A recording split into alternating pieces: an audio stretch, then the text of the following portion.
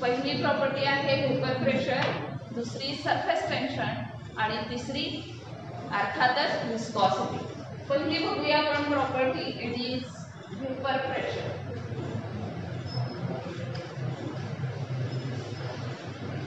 Vapour pressure, pressure exerted by vapour, अशी simple definition होऊ शकते, पण ही इतकी सिंपल नाही ना. म्हणजे pressure exerted by vapour is a vapour pressure हा शाब्दिक अर्थ असू शकतो त्याचा, पण ही त्याची डेफिनेशन नाही. मग नेमकी कशी असते त्याच्यासाठी आपण एक थोडंसं एक्सपेरिमेंट असंच म्हणूया, समजावून घेऊया.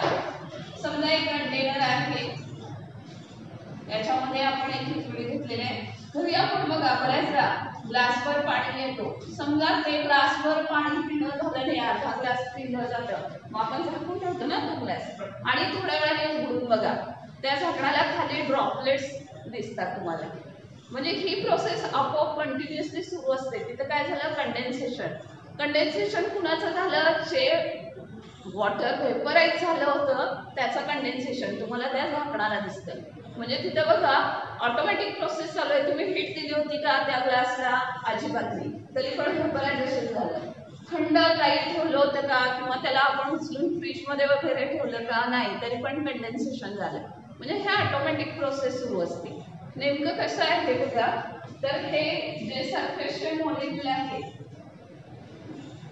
ओके, ह्या सरफेसच्या मॉलिक्यूल्सची अर्थात व्हेपरायझेशन होतं. व्हेपरायझेशन होतं म्हणजेच ते लिक्विड स्टेटवरून व्हेपर स्टेटला जातात. यू नो, लिक्विड स्टेटमध्ये इंटरमॉलिक्युलर फोर्स ऑफ अट्रॅक्शन जास्त आहे. तो अट्रॅक्शन ऑफ फोर्स कमी होतो and this liquid molecule surface state ते कुठे येणार आहेत, व्हेपर स्टेटला. ओके, म्हणजेच लिक्विडचं कन्व्हर्जन व्हेपरमध्ये होतं, याला काय म्हणतात, व्हेपरायझेशन. हे तर तुम्ही स्टडी केलेलं आहे. दिस इज नोन ॲज व्हेपरायझेशन. समजा हेच आपण क्लोज्ड कंडिशन मध्ये कॅरी आउट करू शकतो, असं करत असू समजा. म्हणजेच ग्लास झाकलेला आहे, तसंच आपण हा एक्सपेरिमेंट कॅरी आउट करताना एका क्लोज्ड कंडिशन मध्ये करतोय. त्यामुळे होणारे काय, व्हेपरचे मॉलिक्यूल खूप झाल्यामुळं काय झालं, ते एकमेकांना कोलाइड होतील. कोलाइड झाले की अर्थातच दोन मुलं इकडून अशा आले समोरासमोर, धडकणार नाही आणि त्यांचा स्पीड कमी होतो. सेम तसंच इथं जे व्हेपर स्टेट मध्ये मॉलिक्यूल आहेत त्यांचा स्पीड कमी होतो. स्पीड कमी झाला अर्थातच इंटरमॉलिक्युलर फोर्स ऑफ अट्रॅक्शन वाढला, स्पेस कमी झाला, and again these vapour molecule come to liquid state, आणि याला काय म्हणायचं, कंडेन्सेशन. मग ही प्रोसेस ना कंटिन्यू सुरू असते. काही मॉलिक्यूल व्हेपर स्टेटला जातात, व्हेपर स्टेटला गेलेले परत ते लिक्विड स्टेटला येतात. म्हणजे इव्हॅपोरेशन आणि कंडेन्सेशन हे सुरूच असतं. पण एक अशी स्टेज येते ज्या वेळेला या दोघांचाही रेट सेम असतो. म्हणजेच जेवढे नंबर ऑफ मॉलिक्यूल व्हेपराइज होतात तेवढेच नंबर ऑफ मॉलिक्यूल कंडेन्स होतात. Okay, number of molecule vaporize होणे यालाच आपण रेट म्हणूया. Rate of vaporization becomes equal to rate of condensation. आणि हा रेट ज्यावेळेला इक्वल होतो त्या स्टेजला म्हणतात इक्विलिब्रियम. आणि या इक्विलिब्रियम पोझिशनला या वेपरनी एक्झर्ट केलेलं प्रेशर लिक्विड सरफेसवर it is non as vapour pressure. आता लक्षात आलं का बघा. म्हणून डेफिनेशन फक्त प्रेशर व्हेपरचं प्रेशर असं नाही येणार. It is pressure of vapour exerted on the surface of liquid but at equilibrium. हा शब्द महत्त्वाचा आहे, लक्षात आलं. Vapour pressure is pressure exerted by vapour on its surface, liquid surface at equilibrium, known as vapour pressure. समजलं ही definition. पुढच्या वर्षी आपण सोल्युशन मध्ये डिटेल बघणार आहोत त्याच्याशी रिलेटेड, म्हणून हे आपण पॉइंट स्टडी करायचं. Okay, second property. सेकंड आहे सरफेस टेन्शन.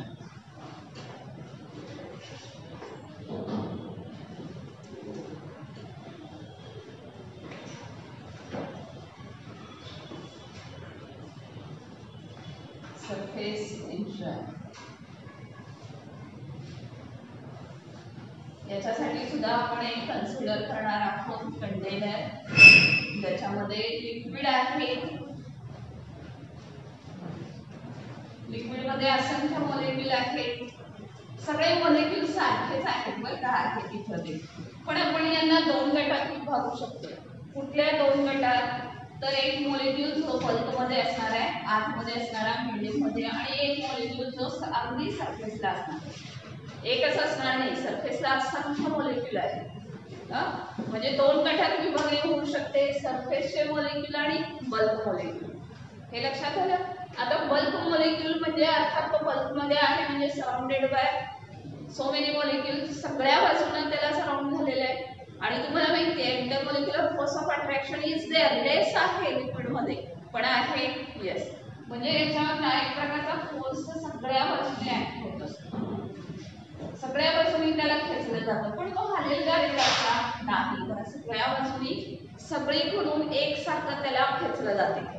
त्यामुळे balanced force is acting on bulk molecule.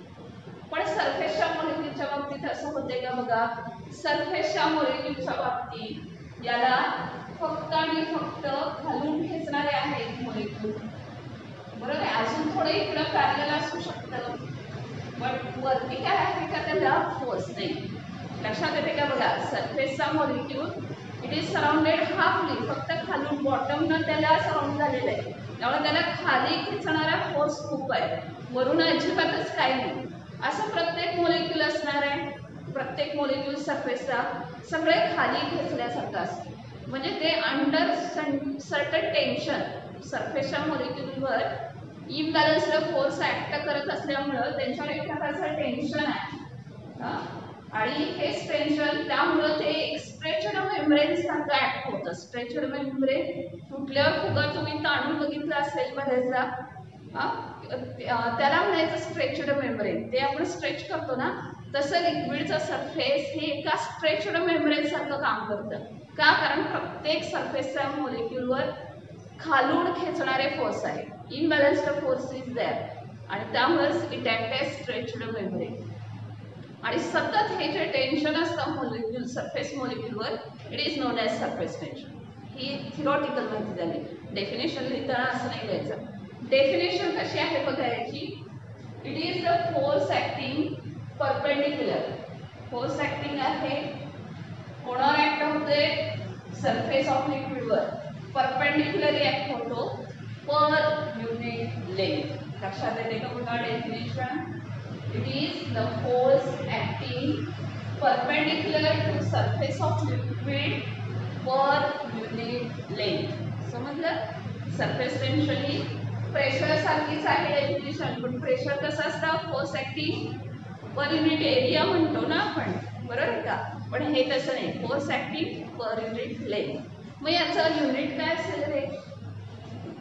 Yes, surface टेन्शनचं unit force acting per unit length. फोर्सचं unit newton, length meter. Okay, good. The unit is Newton per meter. And what about CGS? Then per centimeter. Okay, this is surface tension. It is denoted by letter gamma.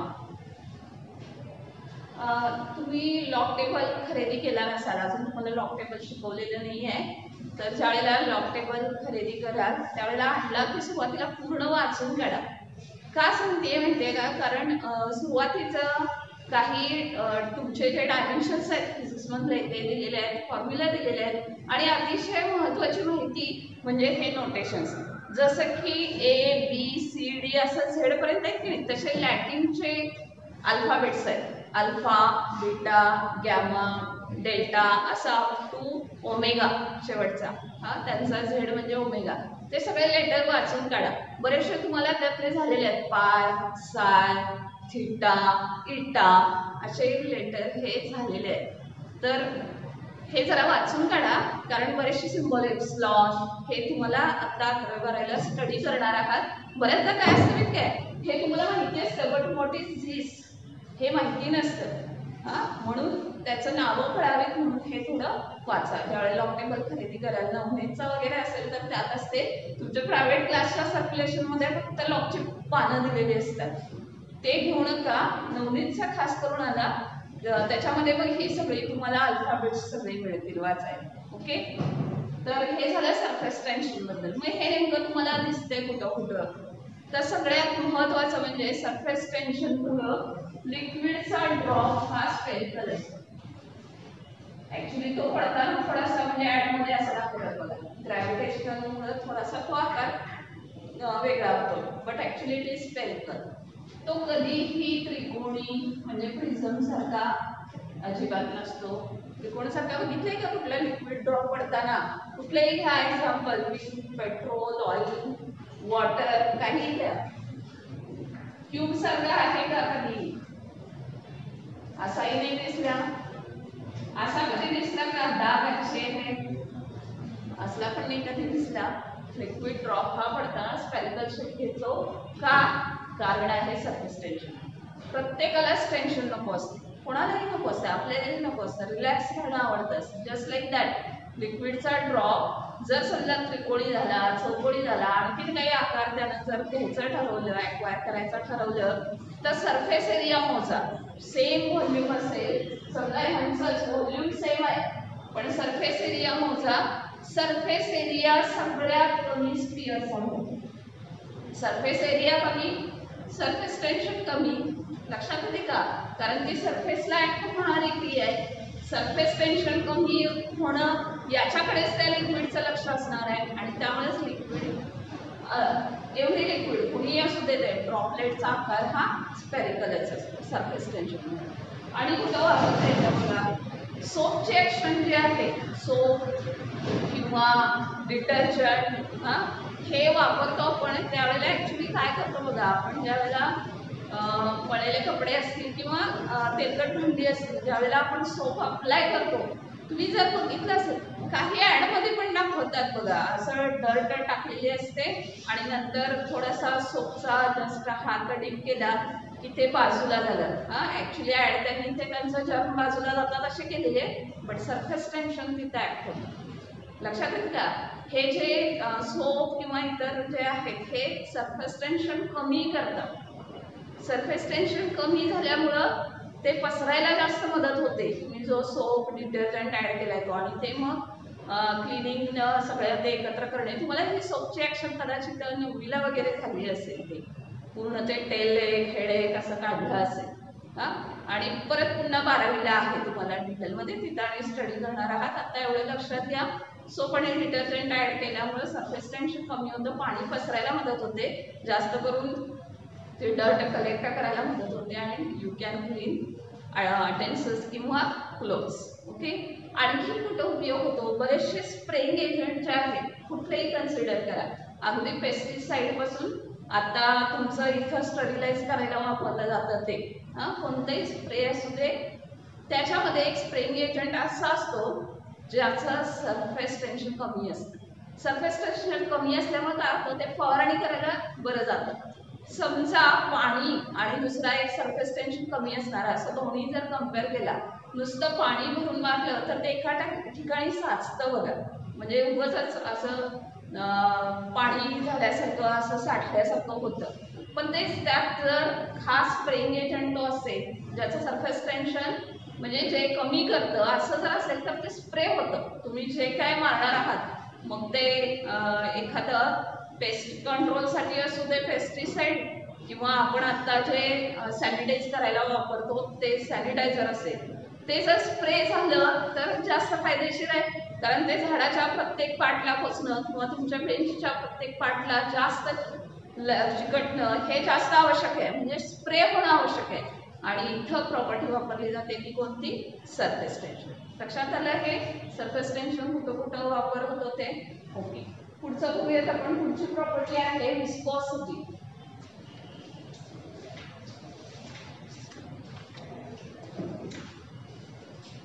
Third property is viscosity.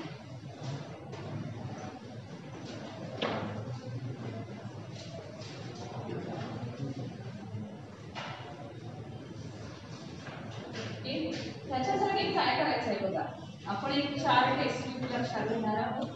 Taste tube अर्थातच 5-5 ml च्या असतात. साधारण प्रत्येकामध्ये आपण अर्धा असं liquid भरलेलं आहे, म्हणजे 2.5 ml साधारण. मी लिक्विडची नावं सांगते काय काय घ्यायचं आहे आपण याच्यामध्ये. समजा यात घेतले वॉटर,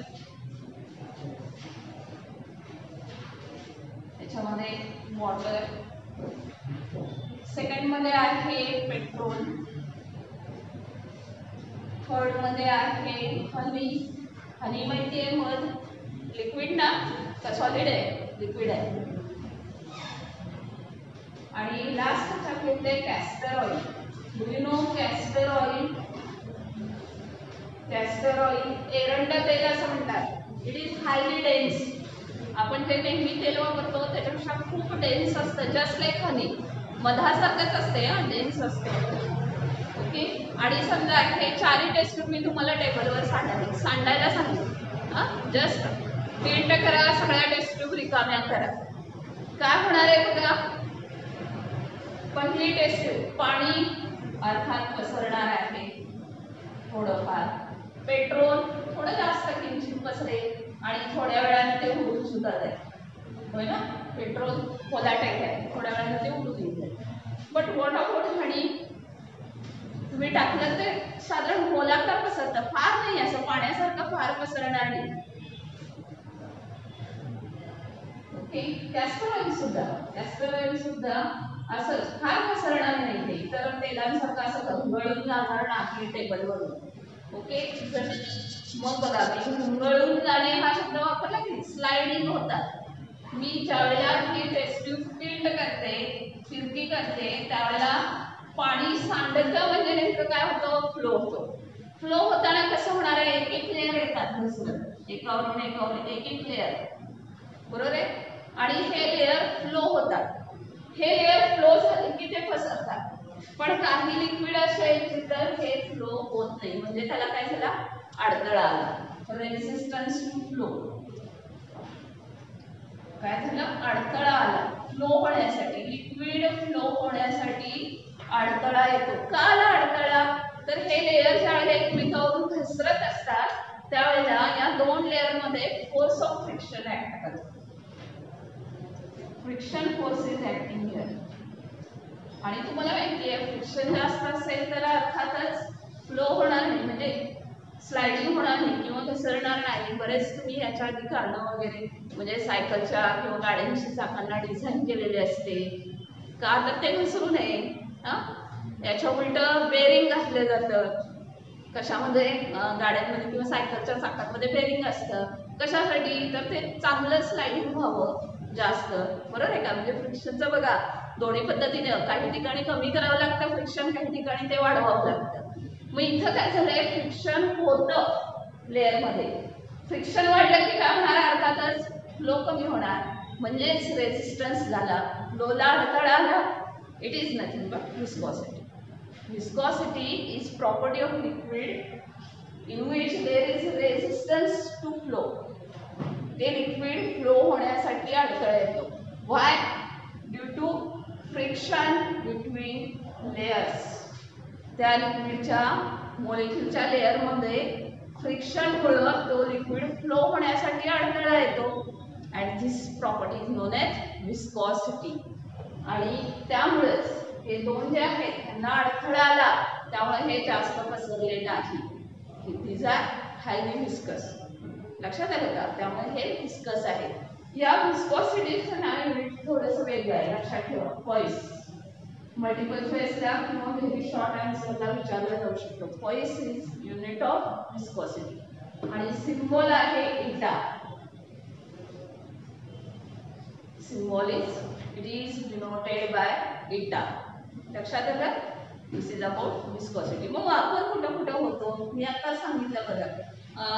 तर गाड्या किंवा काही मशीनचे पार्ट्स सतत ते फिरत असतात, त्यामुळे फ्रिक्शन होतं. आणि हे थांबवण्यासाठी आपण त्याला ग्रीसिंग करतो बघा. आणि ग्रीसिंग करणारं मटेरियल जे आहे ते विस्कस असतं. ग्रीस असू दे किंवा ऑइल कॅस्ट्रॉल असं नाव दिलंय की नाही, it is from castor oil. Castrol असं नाव आहे त्याचं. आपण कोणाची जाहिरात नाहीये करत आहोत, पण तर ते लुब्रिकंट जे असतं दीज आर हायली विस्कस आणि ते तिथं अप्लाय करतात. आपल्या ब्लडची सुद्धा एक विस्कॉसिटी ठरलेली असते. समजा हे जर विस्कॉसिटी वाढली, ब्लडची विस्कॉसिटी वाढली म्हणजे रेजिस्टन्स वाढला फ्लो होण्याचा, तर तो एक डिसीज हार्टला तो प्रॉब्लेम आणू शकतो. हार्ट डिसीज म्हणजे होऊ शकतात. म्हणून रक्त पातळ व्हायची गोळी असं दिली जाते असं म्हणतात बघा. हा शब्द बऱ्याचदा ऐकला असेल. रक्त पातळ होतं म्हणजे विस्कॉसिटी वाढलेली असते, ती कमी करण्याची औषधं दिली जातात, जेणेकरून त्या फ्लोमध्ये अडथळा येणार नाही आणि कुठेही ब्लॉकेज होणार नाही किंवा हार्टचं काम सुरळीत चालण्यासाठी. तर तिथं सुद्धा हे अशा पद्धतीने वापरलं जातं. सगळ्यात हायली विस्कस जर कोण असेल तर ग्लास. बरं का, सगळ्यात हायली विस्कस असते ग्लास. तुम्ही म्हणाल इथं सॉलिड आहे. Actually glass is not solid, it is super cooled liquid and highly viscous liquid आहे ते. जर जुन्या काही बिल्डिंग जर असतील तुमच्या आसपास तर बघा, त्यांचे काचेचे दरवाजे असतील, म्हणजे असं तावदानं लावलेले असतात काच. ती उन्हाळ्यात ना जाड होते बॉटमला. असं का होतं, कारण ते फ्लो होत येतं आणि खाली साठतं तिथे. म्हणजे इट इज लिक्विड, हे लक्षात ठेवा. आणि it is highly viscous liquid. जर समजा मल्टिपल चॉईसला असे विचारू शकतात, among following dot dot is highly viscous. मग खाली उदाहरणं असतील, हनी, कॅस्टर ऑइल, मर्क्युरी आणि ग्लास. आन्सर काय ना ग्लास. लक्षात आलं? तिन्ही प्रॉपर्टीज समजले लिक्विडच्या. आज आपण काय काय बघितलं? वेपर प्रेशर, सरफेस टेन्शन आणि विस्कॉसिटी.